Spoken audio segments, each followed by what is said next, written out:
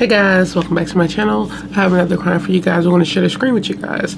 Another case of ex-girlfriend, new girlfriend, boyfriend enlists new girlfriend to help kill ex-girlfriend. We see a lot of these cases too. I feel like I'm a cop right now saying we, but you know, I read a lot of these cases too. But the sheer fact of how do you agree to that? That's what I'm saying. How do a man allow you to participate in that? Why do you want me to go to jail with you?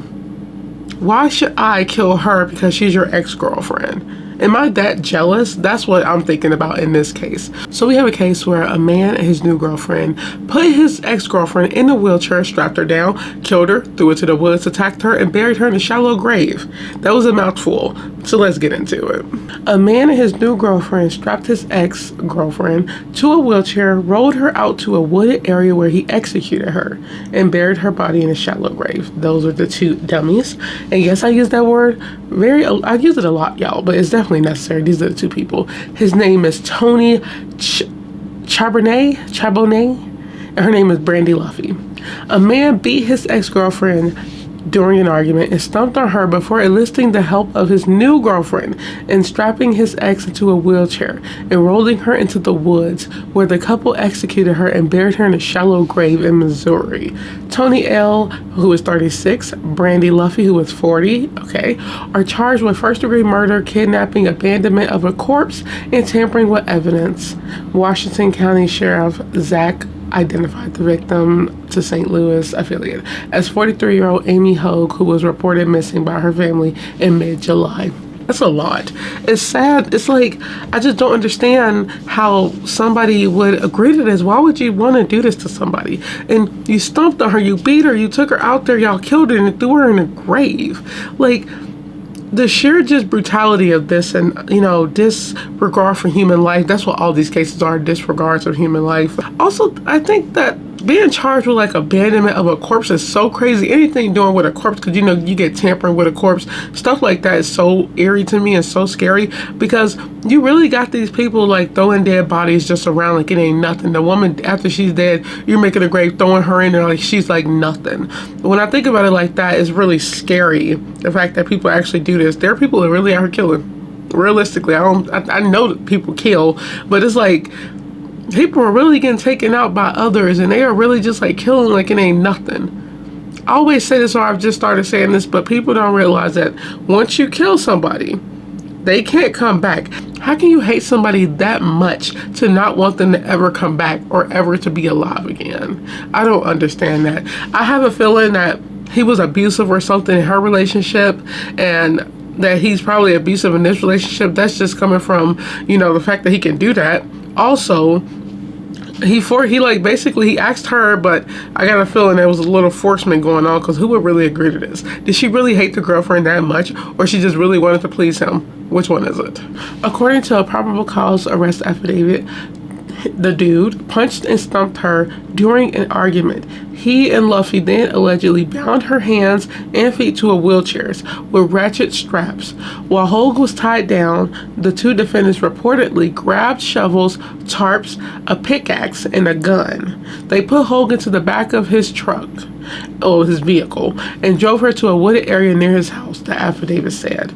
Per cops, they rolled Hogue down a hill and dug a shallow grave. He allegedly took her from the wheelchair and shot her dead. Tony spent the rest of his day burying her in a grave, covering her with large rocks and tree limbs, the affidavit states.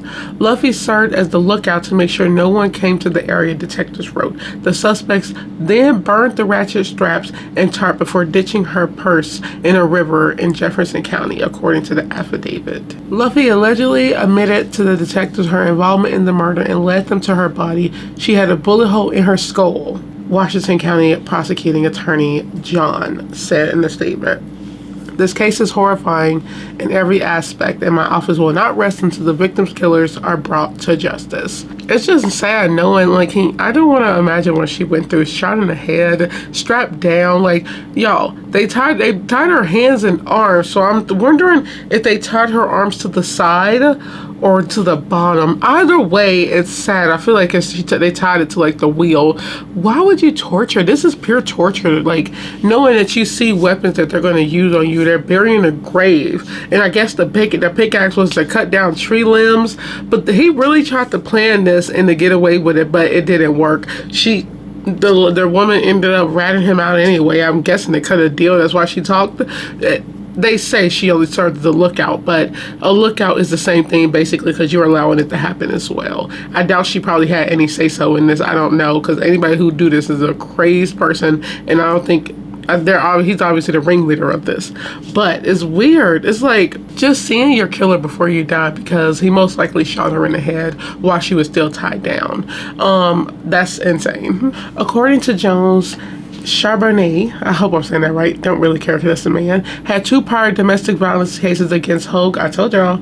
In May 2023, he allegedly came up from behind her and hit her so hard she lost consciousness because he was upset she took the last cigarette. Then in October 23rd, he hit her several times with a 2x4 board. Court documents said both cases were pending at the time of the murder.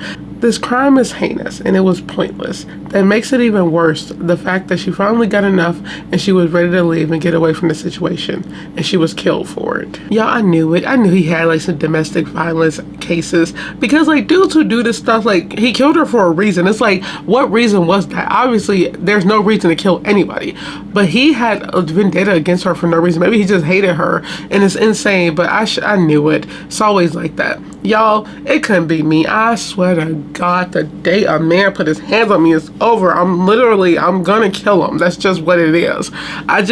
It's so sad though that, and she got away. Obviously she was able to get away from him. I'm like, what, he kidnapped her and just didn't want her to get away, and he really wanted to end her that mad. The fact that he was like hitting her over a cigarette says everything I needed to know. The dude is like, he has low temper range, like he can set off at any moment. How did he find a new girl? Did she know about his past? Because people don't do their research enough when they dating people.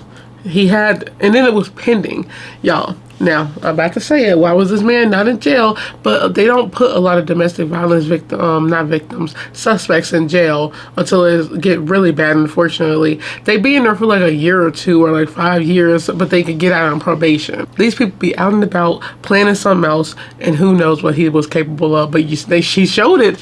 He literally showed it. I wonder if these judges and these like police, all these people, detectives, I wonder if they look stupid after people are arrested for murder who had domestic violence. They'd be like, dang, he was already in the system. We should have caught it. Because it's like, how? And also, I can't snap, y'all. Ow. It's like, y'all could have caught that and he could have been away, but I am curious. I think he did. He had to kidnap her. It's just a sad case, y'all. They bound her hands and feet to the wheelchair, strapped her down, took her to the woods where they shot her. Mind you, stomped on her before that and beat her, took her to the woods, shot her in the head, dug a grave, and they tried to bury her with rocks, the dirt, and the trees, and then still got caught. Dang, a lot of these people, y'all, they're idiots and it's insane. Really psychopaths out here who think of this stuff. They really try their hardest to get out and like to not get caught.